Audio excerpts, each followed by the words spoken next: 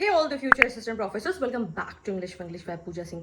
So, only 20 days are left for your June 2026 examination. Okay, you have solved your PYQs, you have studied enough, you have read all the contents, you have watched all the videos. Now is the time for focusing on the only important things, right? See, last 20 days you can really change your game of cracking UGC net. So I am not going to waste your time. These 50 most repeated PYQs will help you understand the exam pattern, and these are most asked PYQs in UGC net. So without any delay, let's get started and watch till the end because I am going to tell you each and everything in this video.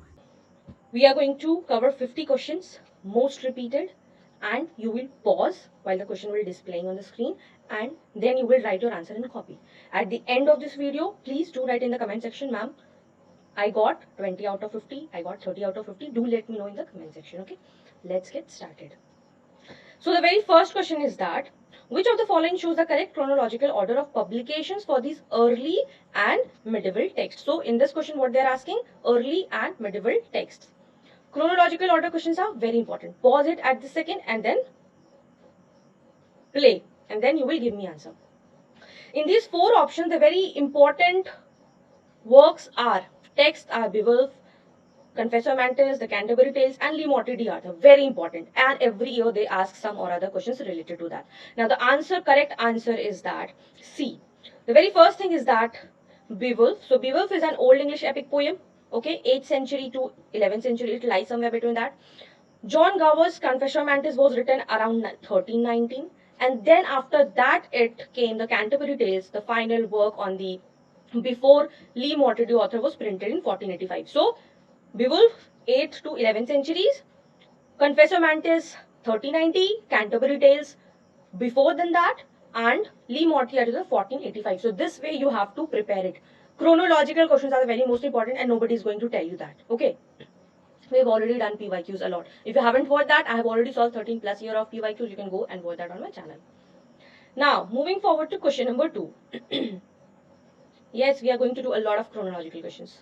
So, arrange the following works written or printed by William Saxton in chronological order based on historical importance. Now, you have to understand it, why it is important. William Caxton is very important, very, very, very important, okay? And his historical importance is of need no introduction. So, what you have to do, what is the correct answer? So the correct answer is B. The Record of the Histories of Troy, the Canterbury Tales, and then Le Morte d'Arthur. It is very important. Okay, so it came somewhere between 1473 was the very book first printed in the English language. Then Caxton printed Chaucer's Canterbury Tales in 1476 and later in 1485. So you have to remember it, and nobody can remember everything. So you have to keep the things in mind. A lot of things will be coming in. Okay. Now moving forward to question number 3.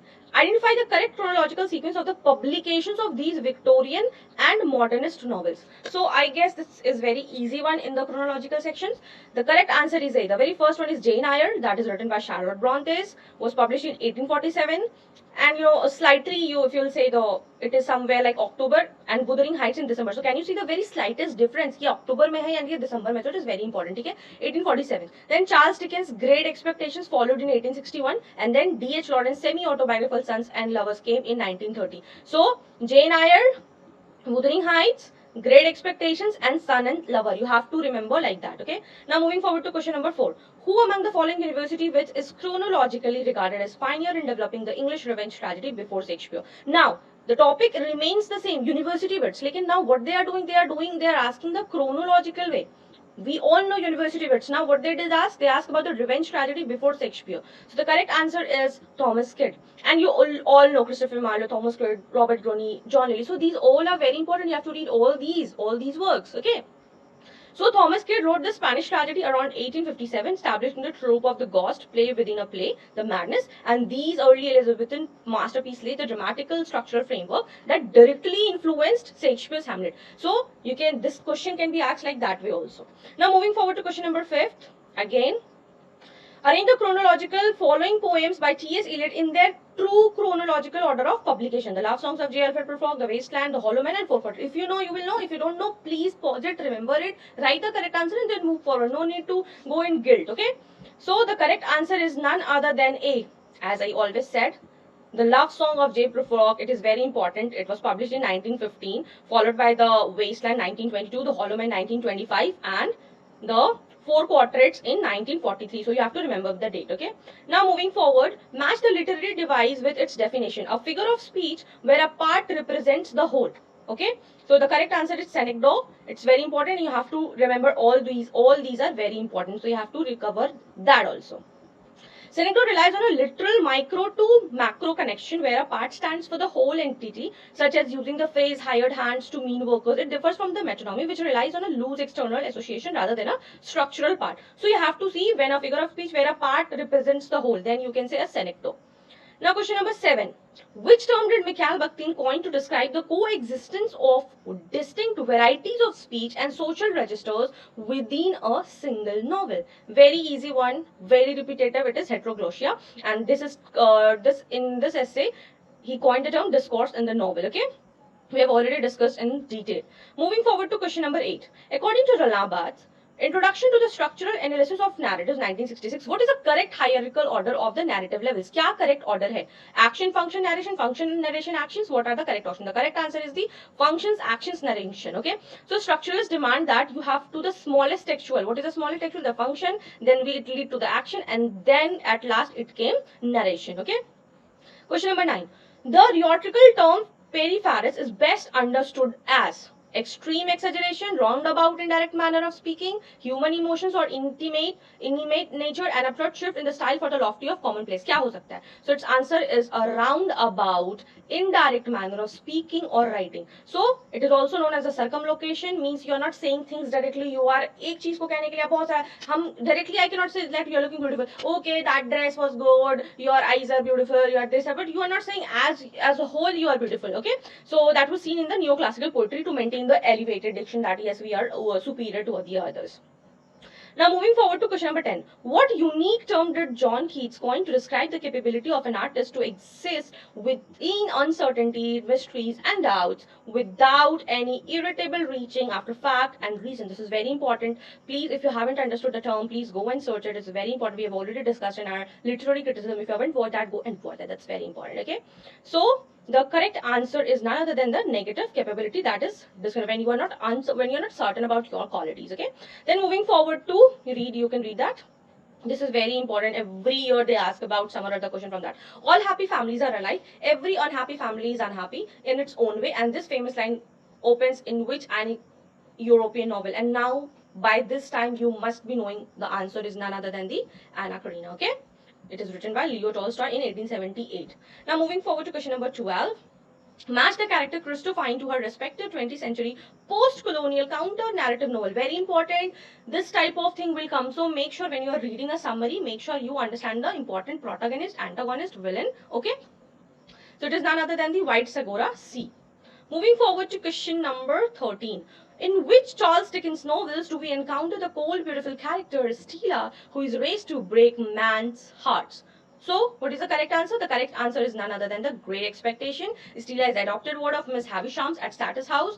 Primary romantic pursuit of Mr. Protagonist, that is the Pip, and her emotional detachment mirrors the broader themes of class, shallow societal expectation, and that is the today's right fragmentation, and nobody is in the emotional attachment. Everybody is, if you are not giving up, if you're not meeting up on the expectations of your girlfriend, your boyfriend, your husband, your wife, everybody is detached. Okay, moving forward to question number 14.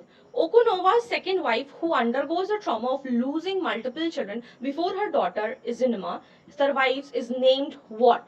Very important question. Okay, you can expect these type of question, and these are the PYQs that has been repeated in other form, like in the match of the following, the chronology. So you have to take care of it. It is very important. Okay, so it is none other than the Equifi. So Equifi is a central character in Chinua Achebe's Things Fall Apart, and whose life revolves around her perceiving the life of her daughter. Her story highlights intricate communal structure, superstitions, and the depth of which tribal life? Igbo tribal life. Okay, now the question number 15 is that the character Jila serves as a minor but observant house servant in which classic Victorian Gothic novel? So be very, very particular of the place also. It is none other than the Wuthering Heights. Okay, so it is the Zilla was the resident servant at the Wuthering Heights. Moving forward to question number 16. Identify the correct chronological sequence of these seminal 19th century American texts. Now, can you see the level of it? It is not like recent one we have discussed from 2020 to 2025. Okay, so it is none other than the Nature, then Civil Disobedience, then Walden, and then the Leaves of Grass. These are the foundational essays. So Nature came first in 1836, then Civil Disobedience 1849, then Walden 1854, and then Leaves of Grass in 1855. That is when you can see the wordsmen. It is very important. Please remember the names also. Who gave what? Now, Edgar Allan Poe defined the prose tale as a narrative format that should be written with a single vivid focus and read within. So, what is a prose tale narrative format? Okay, it is none other than that if it is a prose, you can finish that in a single setting of half an hour or 2 hours. And these are not the correct answer. Okay. Question number 18. Who wrote the influential transcendentalist work Nature 1836, who introduced the concept of human soul acting as a transparent eyeball? So the correct answer is none other than the Ralph Waldo Emerson. Okay, so he was formulated the essay to urge Americans to build an original relationship with the universe. The transparent eyeball metaphor represents the ego vanishing within into the dive of the current nature. Question number 19. Henry David Thoreau's Civil Disobedience was written directly as a philosophical protest against which real world historical event? It is none other than the Mexican-American War and slavery. So it is very important. यहाँ तक important करते हैं, 18 तक करते हैं फिर. So question number 19. Henry David Thoreau's Civil Disobedience was written directly as a philosophical protest against which real-world historical event? So the American Civil War, Mexican-American War and Slavery, the Industrial Revolution in New England, or the War of 1812. So the correct answer is none other than the Mexican-American War and Slavery. Very important. Please read all his important book. That is going to definitely come. Okay. Then question number 20. Which of the following is not an essay or book authored by Henry David Thoreau? Life Without Principle, A Week on the Concord, Anne Merrimack River, Self-Reliance, and The Maine Woods. So all the book are of Henry David except this Self-Reliance. The correct answer is C. Okay. So this is written by Thoreau's mentors Ralph Waldo Emerson. Okay, and that was published in 1841. So you have to take care of it. Which book is also not written? So how can you remember that? By following these. That okay. These are the book that I have to remember. Okay. Question number 21 again. Chronological, as we all know, the UGC net new pattern is flooded with the chronological order, and if you're not doing it, you're losing your marks. Okay, so reflecting on Indian subcontinent and its diaspora, so what it would be first India's a wounded civilization.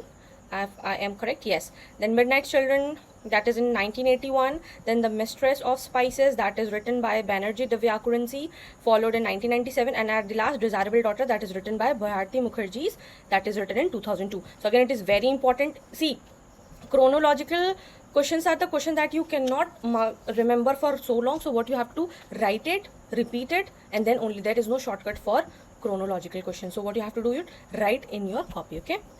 Now question number 22, match the specific novel with its pioneering author, Waiting for the Mahatma. That's very easy. That none other than the R.K. Narayan, that is written in 1955. Okay.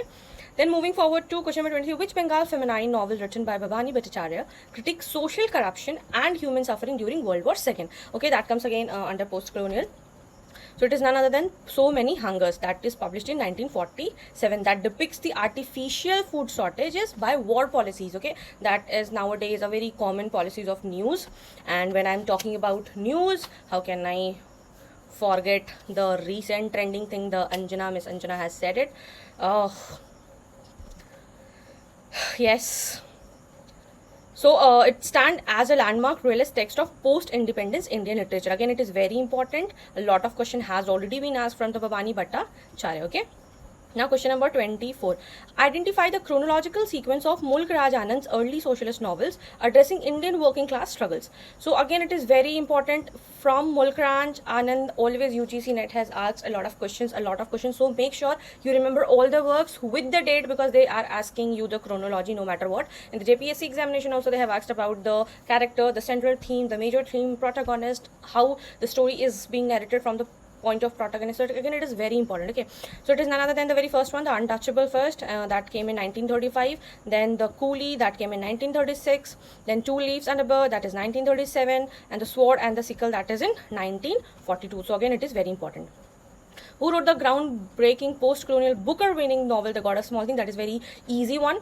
Yes, in UGC Net, easy questions also come. So you do not have to be very panicked that yes, no, easy questions also come. That is also very direct one that you will be seeing here. ये क्या आ गया? But yes, easy questions भी आता है. So it is none other than the Arundhati Roy. Okay. So yeah, it is a story about the caste system, about love laws, and it's set against the political backdrop of late 1960s. Now question number 26. Choose a correct chronological sequence of text dealing with the definitions and cultural evolution of culture. So very important, this is very, very, very important. Please mark it.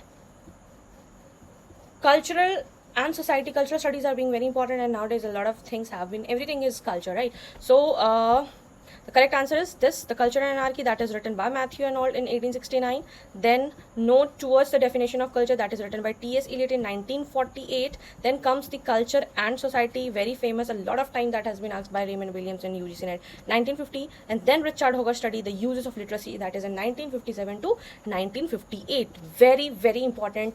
Means you take up any year UGC Net, and this question will be there about culture, society, Note Towards the Definition of Culture, the uses of literacy, and the culture and anarchy. So it is very important. Please read this. Very important, with the writer, with the author. Very important. Okay. Question number 27. Raymond Williams' foundational text, Culture and Society. See, 1950 argues that a culture is what? A culture is what? A culture is everything that we are talking through YouTube. We are watching television, we are scrolling, Instagram, we are dressing the way we like. Everything is culture. What food you are eating, which festival you are celebrating, it is all part of culture. The way you dress, the way you represent, the way you speak, the news channels you watch, everything comes under culture. So culture is a dynamic, ordinary way of life that evolves alongside the class structures, bourgeoisie, noble, elite. Okay. So question number 28. Antonio Gramsci, again very important. Please read all the important books towards him. Presence notebook written during his incarnation by the Italian fascist regime focuses primarily on the concept of, it is concept on the cultural hegemony. Okay. Now question number 29. What term does French theorist Jean Baudrillard uses to describe an artificial image or copy that has no connection to any physical reality yet replaces the real world? What is that? It is none other than the simulacrum. I have made these concept in, explain these in detail. So if you haven't watched that, go and watch that, the literary criticism. Okay. That is simulacrus, it's Samelin, it is written in French, that is written in 1981. So you can go and watch that also. Question number 30. Which authored the essay Discourse in the Novel, which details the dialogic nature of the language and the social friction between the centripetal and the centrifugal force? None other than Mikhail Bakhtin. You have to go and watch, that is very been repeated. Okay. Question number 31. Arrange the following fundamental post-colonial text in their correct chronological order of publication. So what it is? Now, all 4 books are very, very important. They have been asked in the UGC Net multiple times. So you need to know, you need to write it, you need to learn it, no matter what. They have come in the chronology, they have come in the direct match of the following, and in the direct question, who has written the rest of the word or the match the following kind of term. So I will directly come to the answer. The rest of the word, that is written by Fanon's in 1961, then Orientalism, that is written in 1978, the Nation and Narration in 1990, and then the Maps of Englishness in the 1996. Okay. Now moving forward to question number 32. Edward Said Orientalism, 1978, utilizes the discourse analysis methodology developed by which European philosopher? Which European philosopher? It is none other than the Michel Foucault. Okay. Yes. So now I would like to tell you this thing. The East, the Britishers thought that we have taken the responsibility of, making Western civilized. Why? Because they think East is an exotic, passive and inferior. Westerns thought that the God has given the responsibility on their shoulder to make us civilized, because they thought that we are uncivilized, we are exotic being, passive, inferior. I don't know for what they think they are superior of. I don't know. They have, I will not go into detail into it, otherwise it will be a very long video. We will be discussing it on live. So yes, they thought that yes, we are, and they constructed as Orient, the other. Okay. Now moving forward to question number 33. Which post-colonial theorist introduced the triad of terms mimicry, hybridity and ambivalence to describe colonial relationship? None other than the Homi K. Bhabha in the essay The Location of Culture. Moving forward to question number 34. Robert G.C. Young's book Colonial Desire, Hybridity in Theory, Culture and Race traces the concept of hybridity back to what? So it is none other than the 19th century racial theories and the anxieties about miscegenation. So what is that? So he shows that before hybridity, there was a positive cultural concept in modern theory that was used in the Victorian scientific racism to express anxieties about cultural exchange and the racial purity. Moving forward to question number 35, who wrote the influential decolonial book Decolonizing the Mind, the Politics of Language in African Literature? And this question has been repeated many a times. It is none other than the Nguyen Van Thiong's. Okay. Now question number 36. Yes, again, correct chronological orders of these philosophical and historical landmarks. It is very important. Please write this in your copy. So I will directly jump to the answer. The very first one is the Francis Bacon's Novum Organum, that is written in 1620. Then Michel Foucault, Order of Things, that is in 1966. Then the Postmodern Condition, that is written by Jean-Francois Lyotard, the Postmodern Condition in 1979. And at last, the Culture of Late Capitalism, that is written in 1991. Okay, please write it down, that is very important. Francis Bacon's Novum Organum 1620 is written as replacement for which classical philosophical work? Which work that it replaced? It replaced the Aristotle's Organon, meaning the new instrument. Moving forward to question number 38, the postmodern condition 1979. Jean-Francois Lyotard famously defines the postmodern era as an absolute what? As an absolute incredibility towards meta-narratives. He said that we are encompassing is defined as a deep skepticism toward grand, all-encompassing ideologies, philosophies like Marxism, Enlightenment, Christianity that attempt to explain all human history and progress. Now he used to believe in the mini narratives and meta narratives and rejecting the grand narrative that yes, we having that all things are not defined the ideologies. My ideologies can be different from yours. Okay, and that one thing cannot represent all. Question number 39. Michel Foucault's The Order of Things introduces the concept of epitism, which it is defined as the unconscious historical framework that determines the boundaries of knowledge in a given area. Very important. You have to read Michel Foucault's all work in detail and with the works also, because they ask a lot of in-depth question also. Question number 40. Who among the following compiled Le Morte d'Arthur, printed by William Sexton in 1485, unified as prose History of King Arthur? It is written by none other than Sir Thomas Malory. They ask a lot about old English history, comprising about all the stories of King Arthur. So make sure you read once that also. Question number 41. Choose the correct chronological progression of major dramatic models in Western literature. Now you have to be very particular about which age came at which time. So it is not other than that, okay, today is Monday, next day will be Tuesday. It was not like that. Today was Greek tragedy and next day it was Restoration Comedy of Manners. No, it took a decade. It took a lot of time. It took a transition phase. So you cannot make sure that, okay, this is like a scale. No. So you have to understand it systematically. The correct one is classical Greek tragedy, then came the Elizabethan revenge tragedy, that in like late 17th century, then the Restoration with the 17th century, then Comedy of Manners, and then at last the Theatre of Absurd, that is in 20th century. Now moving forward to question number 42, Sigmund Freud's Civilization and its Discontents in 1930 argues that human civilization is built upon permanent what? Permanent sublimation and suppression of the primal instincts. Okay, we'll be discussing. I have already made a Sigmund Freud in detail video. If you want to watch that, go and watch. Yeah, that is exclusively for members.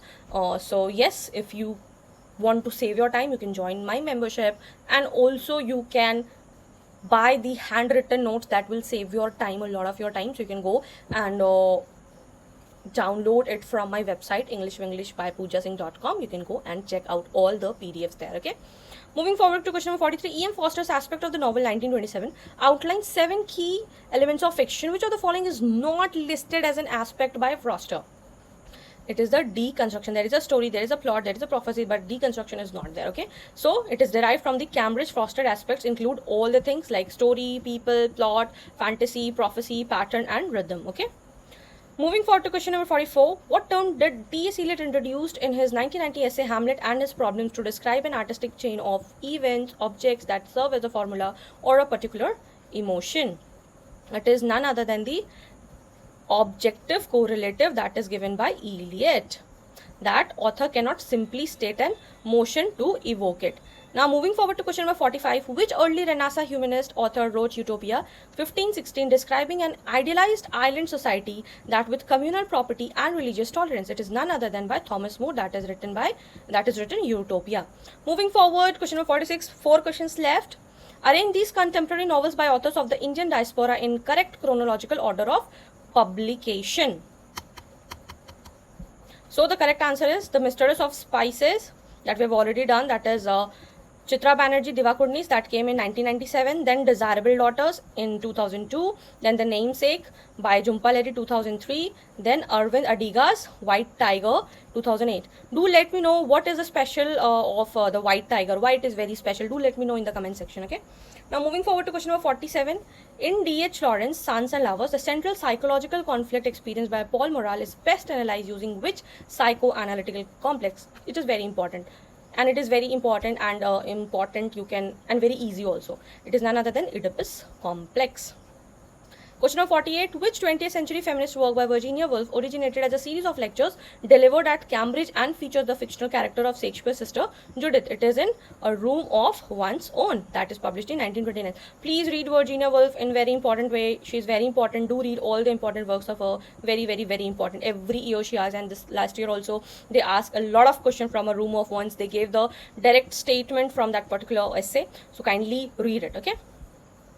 Now moving forward to question number 49. Who wrote the post-colonial novel Things Fall Apart 1958 as a direct response to colonial depiction of Africa found in Josie Carey's Mr. Johnson? None other than Chinua Achebe, okay? So they ask like this also. They will give some stories related to it and they'll ask. The last word, the term portmanteau word describing a linguistic blend where two distinct words are fused to create a new meaning, smoke, was introduced by Lewis Carroll in which work? It is introduced in the Through the Looking Glass, okay? The character Humpty Dumpty through the looking glass in 1871 to explain the nonsense word in the poem Jabberwocky, comparing the blending of words to suitcase that falls out in the two compartments. Sometimes they ask about what is the meaning of portmanteau word. So they give like, okay, 2 words plus 1 word plus 2 words. So they were asking like that also. A lot of timer repetition. Now at the end of this video, what you are going to do it, you're going to give yourself marks that how much you scored out of 50, okay?